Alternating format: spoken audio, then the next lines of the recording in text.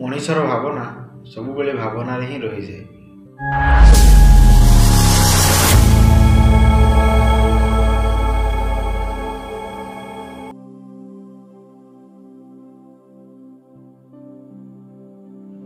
ଛୋଟ ପିଲାଟି ସବୁବେଳେ କୁହେ କି ମୁଁ ବଡ଼ ହେଲେ ଏଇଆ କରିବି ସେଇଆ କରିବି, ବହୁତ ଖୁସି ଆନନ୍ଦରେ ରହିବି।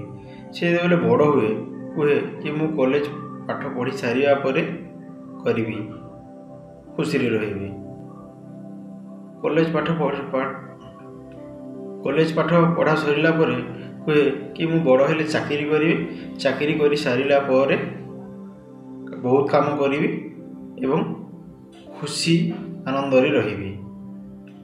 ତାକୁ ଯେତେବେଳେ ପ୍ରଥମେ ଚାକିରି ମିଳିଯାଏ ସେ କୁହେ କି ମୁଁ ବାହା ହେଇ ସାରିଲା ପରେ ସବୁ କାମ କରିବି ଏବଂ ଆନନ୍ଦରେ ରହିବି। ଯେତେବେଳେ ସେ ବାହା ହେଇଯାଏ ସେଇ ଟାଇମରେ କୁହେ କି ମୋର ଛୁଆ ପିଲାମାନଙ୍କର ପାଠପଢ଼ା ସରିଲା ପରେ ମୁଁ ବହୁତ କାମ କରିବି ଏବଂ ଖୁସି ଆନନ୍ଦରେ ରହିବି। ଯେତେବେଳେ ପିଲାମାନଙ୍କର ପାଠପଢ଼ା ସରିଯାଏ ସେ ପୁଣି କୁହେ କି ମୁଁ ଚାକିରିରୁ ଅବସର ନେଲା ପରେ ସବୁ କାମ କରିଦେବି ଏବଂ ଖୁସିରେ ରହିବି। ସେ ଯେତେବେଳେ ଅବସର ନିଏ ତା ଆଖିରେ କ'ଣ ଦେଖାଯାଏ ଜାଣୁଛନ୍ତି?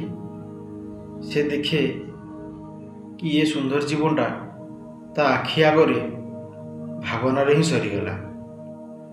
ଏମିତି କିଛି ଲୋକ ଅଛନ୍ତି ଯେଉଁମାନେ ସବୁବେଳେ ଖାଲି ଭାଷଣ ମାରନ୍ତି ଏବଂ ମାସ ମାସ ବିତିଗଲା ପରେ ବି ସେମାନେ ସେହି ଭାବନାରେ ମଜ୍ଜିତ ହୋଇ ରହିଥାନ୍ତି। ଆପଣ ବି ଯଦି ଜୀବନରେ କିଛି କରିବା ପାଇଁ ଚାହୁଁଛନ୍ତି, ସମୟକୁ ଅପେକ୍ଷା ନ କରି ଏବେ ହିଁ ସେହି କାମଟା ଆରମ୍ଭ କରନ୍ତୁ, ବେଶ୍ ଖୁସିରେ ରହିବେ। ନହେଲେ ସେଇ ପୁଅଙ୍କ ପରି ସବୁବେଳେ ଭାବନାରେ ହିଁ ଆପଣଙ୍କ ଜୀବନଟା ସରିଯିବ।